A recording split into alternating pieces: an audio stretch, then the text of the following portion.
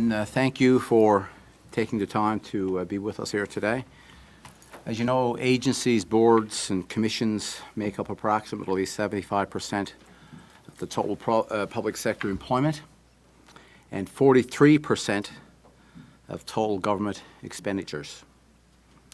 So I'm pleased to be joined by Minister Parsons and Minister Bennett today. Those agencies, boards, and commissions, they also play a leading role in delivering programs and services to Newfoundlanders and Labradorians.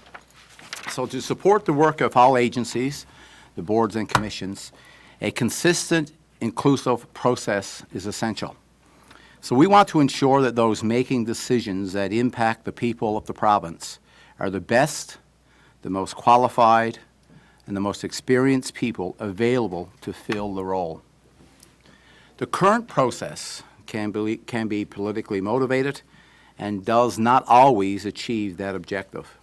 In fact, it can favor more who you know over what you know. So that raises concerns about the lack of accountability.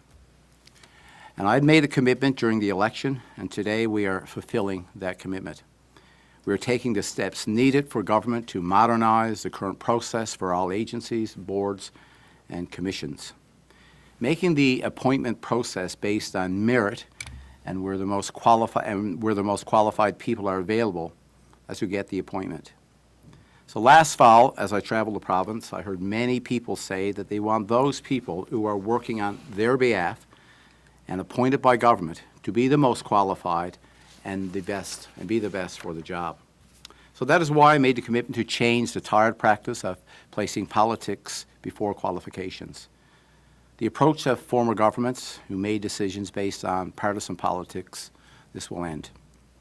So I'm pleased to announce that today we are launching a process that clears a path for the most qualified people to apply, to be considered, and selected based on their merits. So today, in the House of Assembly, you will see Bill 1. This is an act to establish an independent appointments commission. We tabled this yesterday, and it will require a merit-based process for various appointments. This is a foundational piece of work for my government, and I've made this a priority and expressed to Cabinet that we must move swiftly. Upon passing this legislation, we will set the wheels in motion to have the independent commission put in place. The commission will be the first of its kind in Newfoundland and Labrador, taking the politics out of these appointments. This is about accountability. It is about transparency, which is at the very foundation of my government and that guides us through our actions. This legislation and accompanying work reflects that commitment. Minister Parsons and Minister Bennett will speak to some other specifics momentarily, and we will post a complete list of all agencies, boards, and commissions online in the coming days. So I'd also like to express an important message to all Newfoundlanders and Labradorians. We are striving for diversity, and we ask that residents consider applying for a position within these organizations as part of the new merit-based independent appointments process. Mr. Parsons. Thank you, Premier. It's a pleasure to be here today and to support the Premier as he introduces our government's inaugural piece of legislation. As part of this legislation, a 5-person, non-partisan, independent appointments commission will be created. Upon identifying suitable candidates, we will bring their names forward to the House of Assembly, where there will be a vote among all members. This independent commission will review candidates and recommend the 3 most qualified individuals, adding a level of independent review to the government appointment process. The Premier has insisted that the members of the commission be accountable, have the necessary qualifications, and uphold the principle of a nonpartisan, merit-based appointments process. The Independent Appointments Commission will work with the Public Service Commission and assess all potential candidates to Tier 1 government agencies, boards, and commissions. The Commission will assess candidates for Chief Executive Officers or equivalent positions within select agencies, boards, and commissions. It will also recommend individuals for the head of the province's statutory offices.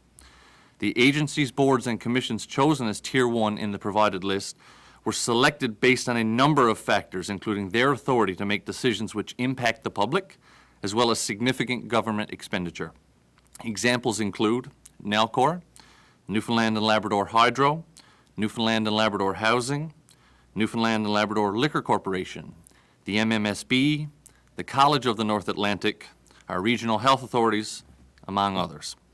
For these organizations, the Public Service Commission will provide a list of individuals to the Independent Appointments Commission, and in turn, the Independent Appointments Commission will recommend 3 individuals to Cabinet. And Cabinet will make the final decision as it has the authority to make these decisions. Minister Bennett will outline the process for Tier 2 agencies, boards, and commissions shortly. In those cases, the appointments will also be based on merit and go through the new assessment process of the Public Service Commission, but they will not be part of the actions of the Independent Appointments Commission. Our objective here is to give Newfoundlanders and Labradorians confidence in the actions of their government. To ensure openness, accountability, and transparency, there will be an exhaustive communications process. Following Cabinet and ministerial appointments, the names of individuals will be posted on a new website. An order in council will also be issued for appointments made by the Lieutenant Governor and Council, which are available to the public online. In addition to making all appointments fully public, there will also be an activity report that will be in accordance with the Transparency and Accountability Act, and a review of the Independent Appointments Commission after 5 years. In very rare, unexpected, and emergency situations, Cabinet will be given the authority to approve a candidate when required. However, we don't expect this to be a regular occurrence, but with all of our appointments, obviously, will also be reported to the public. And now I would like to invite Minister Bennett to elaborate on how the Independent Appointments Commission will fulfill its mandate and how the Public Service Commission will support a merit-based process. Minister? Thank you. As the Premier stated, introduction of a new independent process which guides decision-making and is void of politics is a significant undertaking and emphasizes the focused vision of how government will operate. And I thank the Premier for his leadership. As ministers, we are excited to be part of this significant change, which will bring confidence to the appointment process and make sure the most qualified individuals are in place to make the important decisions which will impact Newfoundlanders and Labradorians. To support the Independent Appointments Commission, the Public Service Commission will serve as a secretariat and work with government departments to develop a skill and qualifications profile for each agency, board, and commission.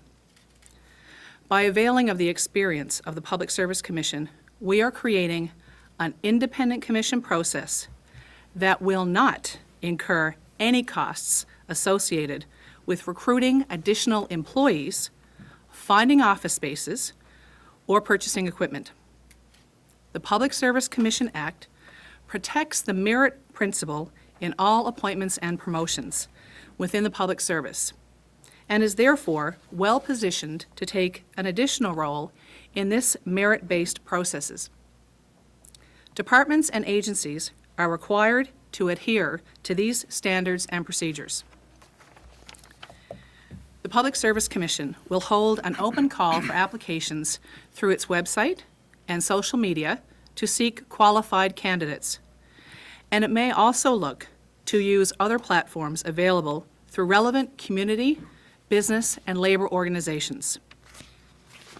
Other agencies, boards, and commissions, such as advisory councils and disciplinary boards, will go through the new Public Service Commission process rather than the Independent Appointments Commission.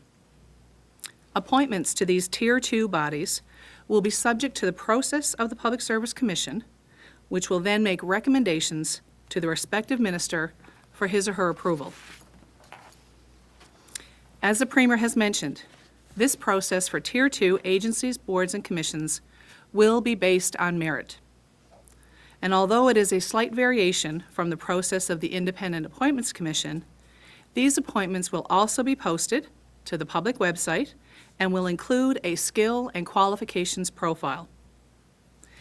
In addition to building a skill and credential profile for appointments under this process, the Public Service Commission will be expected to conduct all necessary background checks for recommended employees or recommended appointments. They will also put in place a process to report any conflict of interest. There are more than 1,200 positions, and based on previous years, we expect approximately 250 appointments annually. This is a fair and measured process, one that will provide greater consistency and transparency, improve organizational performance, and enhance the quality of public services and people's confidence in those public services. I believe it will also provide a more meaningful experience for appointees. And I would now like to open the floor to questions. Premier, will the list of the three names that are put forward to cabinet be made public? We thought long and hard about that, James. Number one, you kind of, the default mechanism would be, let's put the names out there. But the more we thought about it, and the more, we got around respecting the privacy of individuals that would put their names forward, the impact of someone that would have been rejected, let's say, if 2 out of 3 that would be rejected, if there was 3, how that would impact or influence, things in their own lives. So right now, where we've landed is that we would not put all 3 names, not make all 3 names publicly. I mean, of course, if someone, went through a process and they decided to make their name public, well, that's up to them.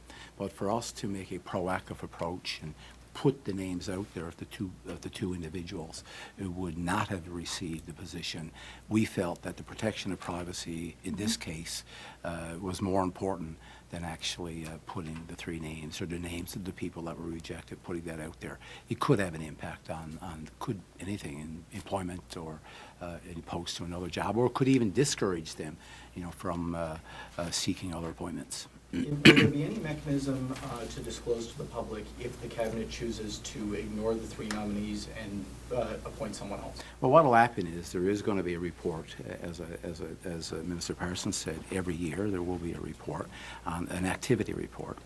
The other thing, keep in mind that if this ever happened, it would be very rare, in my opinion. But if indeed it could happen, I think, as I said, it would be very rare. But if there was an extraordinary number of occurrences when a cabinet was completely ignoring this process and discounting and dismissing the names of the people that were recommended, I will tell you that if I was a member of an IAC and that was happening, I'd be out talking or I'll be gone. Keep in mind, these are volunteers that are going to they're going to serve on this commission at there's no compensation for the work they do. And so therefore, if all the work that they went through was rejected, well then, my guess is these people would say, listen, I'm not doing the job, and they would resign. So if there was a rare occurrence, I can't see it happening, but I mean, the cabinet, in the way government works, is put in place to make the final decisions, and that is what we, by the way, that is what we laid out in the election platform, that it would be recommended, and then cabinet would make the decision. So that's where it is. I think that this situation, it would be, if at all, would be very, very rare. But the law says twice, in fact, that cabinet can simply ignore the recommendation. I think, yeah, it says that cabinet can ignore. I think it would be rare. I mean, to put it there and say that they can ignore it, the option is there. But I think you would destroy the integrity of this whole process, and it's certainly not my intention to be ignoring the recommendations if 3 names come forward. That's not where we are with it, but I think the option at some point, if cabinet, they have the option to have the final say. That's the way things work, and the way recommendations and the appointment system is working. When you think about where this piece of legislation takes us to the way it works now, this is a drastic improvement, and it was not a piece of legislation that we could walk into other jurisdictions and pull off a website or pull off a shelf somewhere. We've pretty much taken this, and we have for the first time, I think, if you compare it to other jurisdictions, it is a little groundbreaking. And I would expect over time you might see this piece of legislation, as most pieces of legislations, always do. It evolves, and some future premier, or maybe even myself at some point, would even determine that there's a way to prove this once we get a chance to test drive it. But right now, the process is recommended to Cabinet, and Cabinet would make the final say. Can you really take politics out of the process, though, if you can never actually bind the cabinet? Well, you know, the thing is, if you get into a situation where you bind a cabinet, I mean, you've got to say, then can you effectively govern? And so in this particular case, I think what would happen is the cabinet, by rejecting recommendations from an IAC, would ruin the integrity of the process. And I think that would be the place to challenge, because keep in mind the reports will be there. And, you know, I think it would be a very extraordinary circumstance that you'd ever see that happen. And I, you know, personally looking, and for the limited knowledge that I would have very early days, you know, some people would have more experience at this, and the suggestion there was, you know, this is the proper approach, and not to fetter the decisions that a cabinet makes. But like I said, I think if that ever was to happen, it would be very, very rare, because you will ruin the integrity of the IAC, and they would, I would guarantee you that those people would not be volunteering their time if they were getting rejected at the cabinet level. One thing that I'd like to say too, that there were 5 members of the IAC, but 3 would be there's a provision there given the flexibility for people to actually declare a conflict if they were to be entertaining someone to be a board member or a CEO or whatever. So it's 5 members of the team, but 3 will be part of the process. So whoever chairs this will take 2 other people, and they would work their, because you're going to get people that are busy schedules. You may not have necessarily have all 5 people available. So 3 would be part of a panel that would select the appointees. How are the 5 being selected, and when will they be selected? Yeah, the first 5 is, you know, how do you get to the start line is always the first question, right? So the first 5 will, that'll be 5 people that, you know, we'll choose as a cabinet, that will then come to, as a resolution, come to the floor of the House of Assembly for approval, similar to what we've seen in the past. And in the future, we will go through the merit-based system, through the PSC, and through the IAC. So it's actually the IAC themselves on the second round will actually be part of this appointment process. So you got to get started somewhere, and I think the starting point, you know, when we get those 5 people in place, will then people, I guess the public will be determined, you know, how much politics was at play. But I'm pretty confident that at least, you know, with where I'd like to see it go, that it would be the most non-political group that's available to us. So when, again, will we meet the independent 5? When will you announce them? Well, we've got to get a piece of legislation first, so I guess that will depend on how much support the opposition wants to give to this, and once we get it through the House of Assembly, and we kind of have the legislation to support these appointments, and then, you know, back to the floor for the resolution to support the members. So,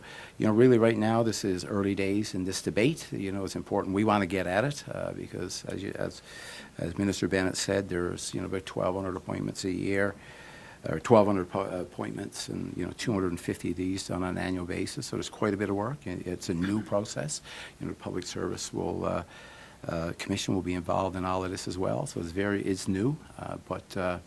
No, it'll depend on, I guess, the opposition, how much debate it takes, and so on, as we get through the House of Assembly. But, you know, when I compare the 2 processes, the one that we have now versus this one here, I think this is a much improved process. But if all this decisions still come down to a group of 13 politicians sitting in a room somewhere, how can you say that this is non-political? Because if you think of 2 things there, one, it's the selection process first, and then, you know, making the decision on who the IAC, keep in mind the Public Service Commission, then the IAC, then that gets to Cabinet. So you've got a selection process that will actually be, you know, vetted through the Public Service Commission, then vetted through the intensity of the IAC, and then that goes to Cabinet for the final determination. So if you focus on the selection, that is very much non-political. If indeed you get a cabinet with the final recommendation, I'll guarantee you what will happen. These members of the IAC, they will lead this ship as they should, and as I said, I think it will be very, very rare that you're going to see, you know, cabinets who will want to basically not be selecting anyone at all of the ones that are recommended. How can you guarantee these people have resigned when you haven't picked them yet? What do you say? What I'm talking about, if people were rejected. Yeah, there would but be- you're saying that the hypothetical future IAC members will resign.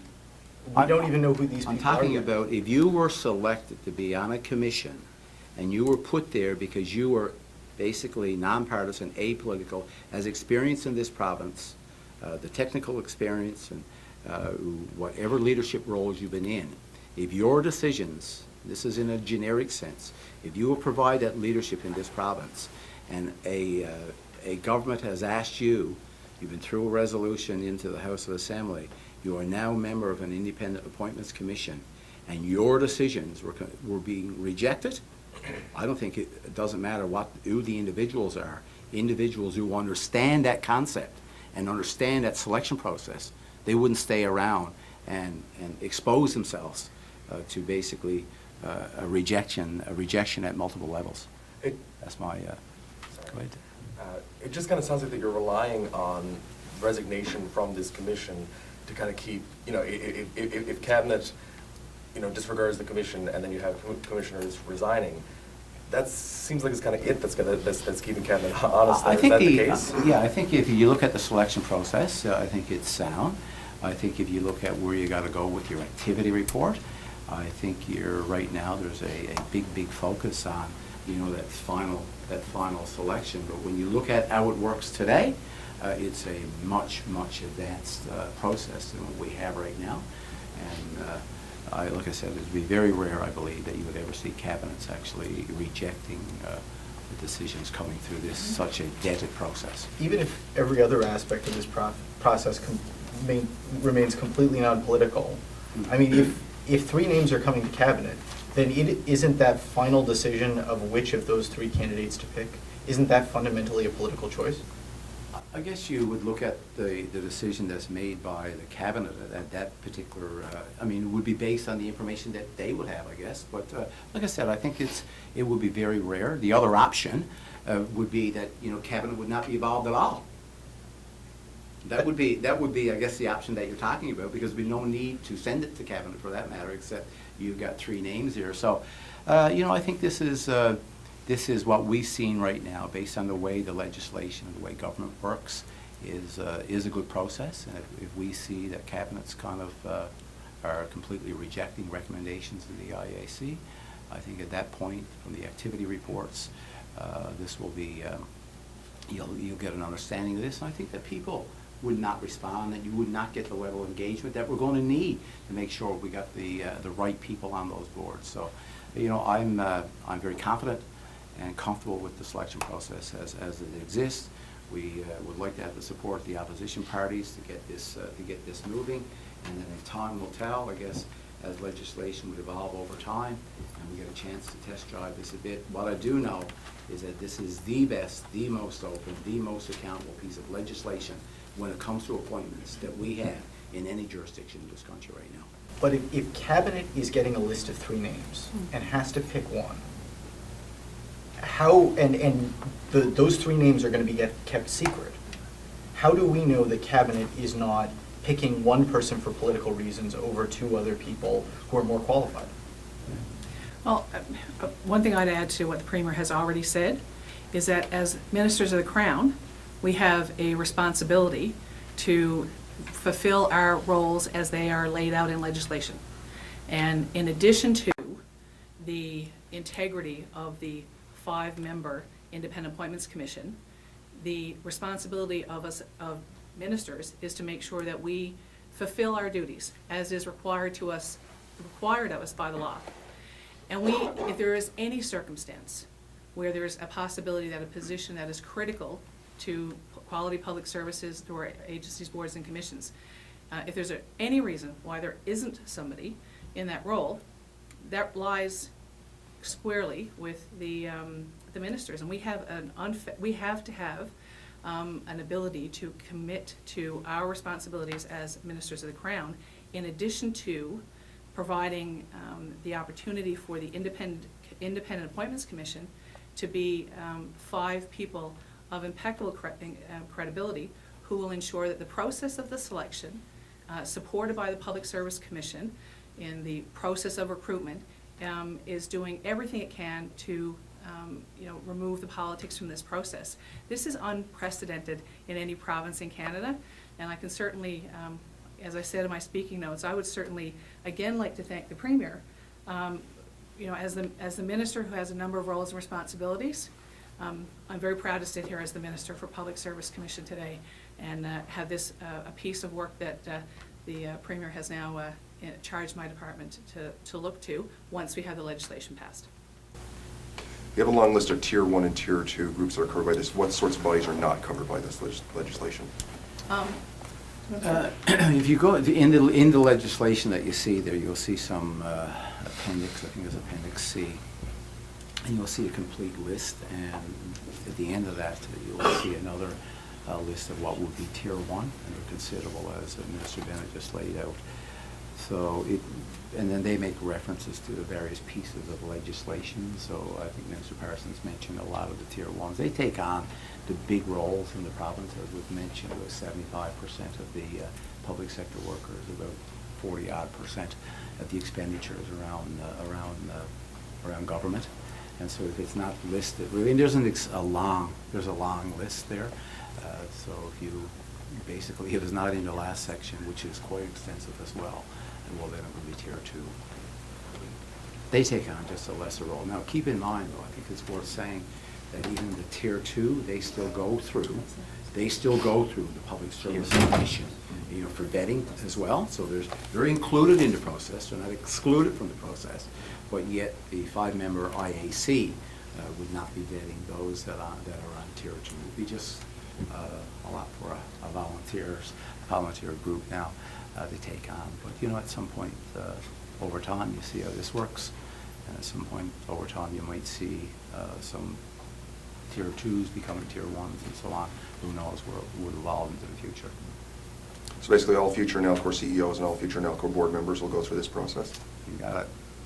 Well, what we're hoping for is to get this started as quickly as possible. Of course, there's a, we've, as you know, just as an example, with the Board of Regents, just with the reappointments, this is someone that would have went through this process, but of course this wasn't in place at the time, so the reappointment had to be made. So there's a considerable work to be done, and we'd like to get this established because there's a number of positions right now that we really need to get dealt with as quickly as possible around different boards and agencies. And so where we are today, until we get where we need to be to get this process functioning as we want to see it happen. I mean, decisions will be made as we go for the interim.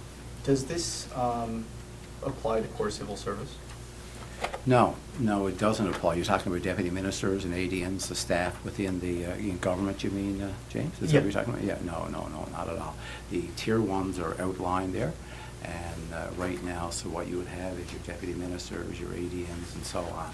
So they were essentially, they're supporting staff of a government function right now, and so they would be people that would be hired and through their own through Public Sector Service Commission as well, but not through the IAC.